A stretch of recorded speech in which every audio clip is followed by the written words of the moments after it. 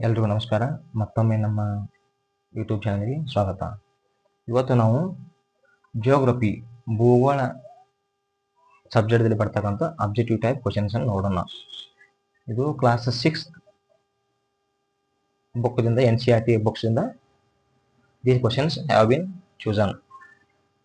ಮತ್ತು ಇದು ಭಾಗ 1ನೇ ಪಾಠದಲ್ಲಿ ಈಗ ನಾವು ಯಾವ್ಯಾವ ಕ್ವಶನ್ ಬರ್ತವೆ ಡೀಟೇಲ್ ಆಗಿ ಡಿಸ್ಕಸ್ ಮಾಡೋಣ. Okay, first question: which is the abundant metal in nature and atmosphere and its effect? ನಿಸರ್ಗ ಮತ್ತು ವಾತಾವರಣದಲ್ಲಿರುವ ಹೇರಳವಾದ ಅಂದ್ರೆ ಅತ್ಯಂತ ಹೆಚ್ಚಿನ ಪ್ರಮಾಣದಲ್ಲಿ ದೊರೆಯತಕ್ಕಂಥ ಒಂದು ಲೋಹ, ಮೆಟಲ್ ಅಂದ್ರೆ ಲೋಹ ಯಾವುದು, ಅದರ ಪರಿಣಾಮವೇನು?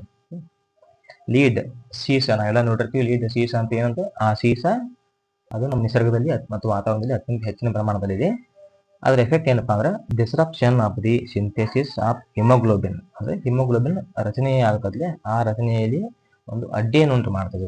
ಹಿಮೋಗ್ಲೋಬಿನ್ ಸರಳವಾಗಿ ರಚನೆಯಾಗುವುದಕ್ಕೆ ಅದು ಬಿಡೋದಿಲ್ಲ. ಯಾವುದು ನೀವು ವಾತಾವರಣ ಮತ್ತು ನಿಸರ್ಗದಲ್ಲಿ ಹೇರಳವಾಗಿ ಅತ್ಯಂತ ಹೆಚ್ಚಿನ ಪ್ರಮಾಣದಲ್ಲಿ ಇರತಕ್ಕಂಥ ಲೋಹ ಸೀಸ. When is the wild life week observed, ಅಂದ್ರೆ ವನ್ಯಜೀವಿಗಳ ವಾರವನ್ನು, ವಾರ ಅಂದ್ರೆ ಪೀರಿಯಡ್ ಆಫ್ 7 days, ವಾರವನ್ನು ಎಂದು ಆಚರಿಸಲಾಗುತ್ತದೆ? First week of October each year, ಅಂದ್ರೆ ಪ್ರತಿ ವರ್ಷ ಅಕ್ಟೋಬರ್ದ ಮೊದಲನೇ ವಾರದಂದು, ಮೊದಲನೇ ವಾರ ಒಂದು 7 ದಿನಗಳ ಅವಧಿಯನ್ನು ವನ್ಯಜೀವಿಗಳ ವಾರ ಅಥವಾ ವೈಲ್ಡ್ ಲೈಫ್ ವೀಕ್ ಎಂದು ಆಚರಿಸಲಾಗುತ್ತದೆ. As per size the 5 major oceans, ಗಾತ್ರದ ಪ್ರಕಾರ, ಗಾತ್ರದ ಒಂದು ಬೇಸ್ ಮೇಲೆ, ಅದರ ಮೇಲೆ ಹೇಳಬೇಕಾದ್ರೆ 5 ಪ್ರಮುಖ ಸಾಗರಗಳು ಆಫ್ ದಿ ವರ್ಲ್ಡ್, ವಿಶ್ವದ 5 ಪ್ರಮುಖ ಸಾಗರಗಳು ಯಾವಪ್ಪ ಅಂದ್ರೆ first one the Pacific, second one the Atlantic, third one the Indian Ocean, south one the Southern Ocean and the Arctic Ocean. Arctic Ocean ಮೇಲ್ಗಡೆ ಬರುತ್ತದೆ.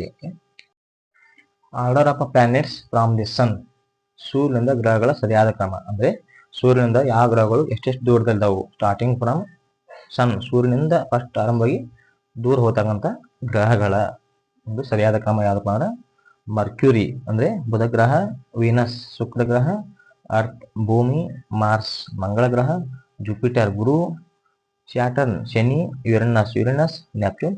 ಓಕೆ, ಈ ರೀತಿಯಾಗಿ 8 ಗ್ರಹಗಳು ಸೂರ್ಯನಿಂದ ಸರಿಯಾದ ಕ್ರಮದಲ್ಲಿ ಇದ್ದಾವೆ. Raw material for the production of carbamate pesticide, ಅಂದ್ರೆ ಕಾರ್ಬಾಮೇಟ್ ಪೆಸ್ಟಿಸೈಡ್ ಅಂದ್ರೆ ಕೀಟನಾಶಕ, ಅಂದ್ರೆ ಹುಳುಗಳನ್ನ, ಬೆಳೆಗಳನ್ನ ಕಾಡ್ತಕ್ಕಂಥ, ಬೆಳೆಗಳನ್ನ ಹಾನಿ ಮಾಡ್ತಕ್ಕಂಥ ಕೀಟಗಳನ್ನ ಕೊಲ್ಲಲು, ಅವು ನಾಶಪಡಿಸಲು ಉಪಯೋಗಿಸ್ತಕ್ಕಂಥ ಔಷಧಿ, ಪೆಸ್ಟಿಸೈಡ್ ಅನ್ನ ತಯಾರಿಕೆಯಲ್ಲಿ ಬಳಸುವ ಕಚ್ಚಾ ವಸ್ತು. ಕಾರ್ಬಾಮೇಟ್ ಕೀಟನಾಶಕ ತಯಾರಿಕೆಯಲ್ಲಿ ಬಳಸುವ ಕಚ್ಚಾ ವಸ್ತು ಯಾವ್ದಪ್ಪ ಅಂದ್ರೆ ಮಿಥೈಲ್ ಐಸೋಸೈನೇಟ್ ಅಂದ್ರೆ MIC. Which planet is said as Earth's twin? Y?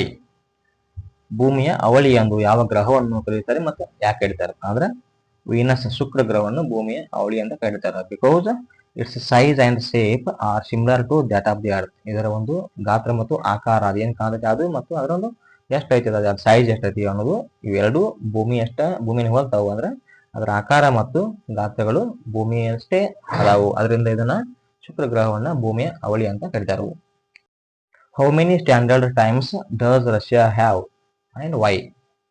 ಎಷ್ಟು ಅಧಿಕೃತ ವೇಳೆಗಳನ್ನು ರಷ್ಯಾ ಹೊಂದಿದೆ ಮತ್ತು ಯಾಕೆ ಹೊಂದಿದೆ ಅಂದ್ರೆ 11 ಸ್ಟ್ಯಾಂಡರ್ಡ್ ಟೈಮ್ಸ್ಗಳನ್ನು, ಅಂದ್ರೆ ಅಧಿಕೃತ ವೇಳೆಗಳನ್ನು ರಷ್ಯಾ ಒಂದು ಖಂಡ ಹೊಂದಿದೆ. ಯಾಕಪ್ಪ ಅಂದ್ರೆ due to great longitudinal extent, ವ್ಯಾಪಕ ರೇಖಾಂಶಗಳ ಕಾರಣದಿಂದ.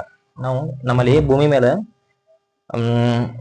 ಕಾಲ್ಪನಿಕ ಅಂದ್ರೆ ಇಮ್ಯಾಜಿನರಿ ಲೈನ್ಸ್ ಇದಾವೆ. ಯಾವಪ್ಪ ಅಂದ್ರೆ ಲ್ಯಾಟಿಟ್ಯೂಡ್ಸು, ಲಾಂಜಿಟ್ಯೂಡ್ಸು, ಅಕ್ಷಾಂಶ ಮತ್ತು ರೇಖಾಂಶ ಅಂತ. ಅವು ರಷ್ಯಾ ಖಂಡ ಇರತಕ್ಕಂತ ಒಂದು ಏರಿಯಾ ಏನಂತಿ ಹಲವಾರು ಲಾಂಜಿಟ್ಯೂಡ್ಗಳ ಮೇಲೆ ಸ್ಪ್ರೆಡ್ ಆಗಿದೆ, ಹರಡಿಕೊಂಡಿದೆ. ಅದರಿಂದ ಆ ಕಾರಣದಿಂದಾಗಿ ರಷ್ಯಾ 11 ಸ್ಟ್ಯಾಂಡರ್ಡ್ ಟೈಮ್ಸ್ಗಳನ್ನು ಹೊಂದಿದೆ.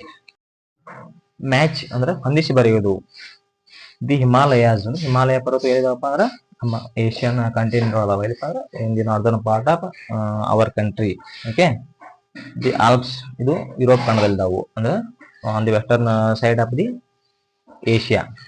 ದಿ ಆಂಡೀಸ್ ಇದು ಸೌತ್ ಅಮೆರಿಕಾದವು.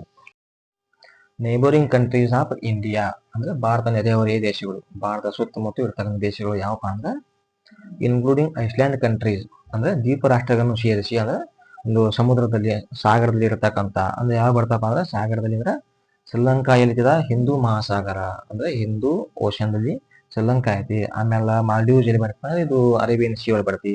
ಇವು ಎರಡೂ ದೇಶಗಳನ್ನು, ಇವು ಎರಡು ಏನಪ್ಪ ಅಂದ್ರೆ ಐಸ್ಲ್ಯಾಂಡ್ ಕಂಟ್ರೀಸ್ಗಳು.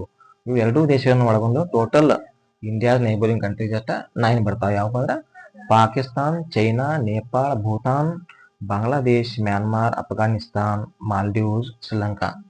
ಇವು ದ್ವೀಪ ರಾಷ್ಟ್ರಗಳನ್ನು ಅಂದ್ರೆ ಐಸ್ಲ್ಯಾಂಡ್ ಕಂಟ್ರೀಸ್ ಒಳಗೊಂಡು total neighbouring countries of India are 9.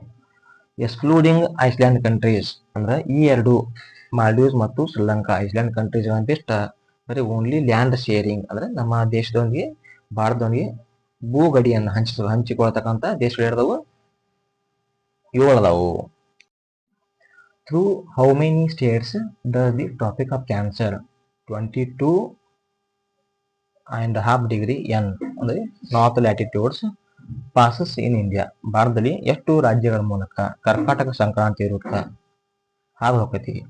ಎಷ್ಟು ರಾಜ್ಯಗಳನ್ನ ಪಾಸ್ ಆಗಿ ಹೋಗತಿ? ಹಿಂಗ ಅದು ಟೋಟಲ್ 8 ರಾಜ್ಯಗಳ ಮೂಲಕ ಅದು ಹಾದು ಹೋಗತಿ. ಯಾವಪ್ಪ ಅಂದ್ರೆ ಆ ರಾಜ್ಯಗಳು ಯಾವಪ್ಪ ಅಂದ್ರೆ ಗುಜರಾತ್, ರಾಜಸ್ಥಾನ್, ಮಧ್ಯಪ್ರದೇಶ, ಛತ್ತೀಸ್ಗಢ, ಜಾರ್ಖಂಡ್, ವೆಸ್ಟ್ ಬೆಂಗಾಲ್, ಅಸ್ಸಾಂ ಮತ್ತು Mizoram. From west to East.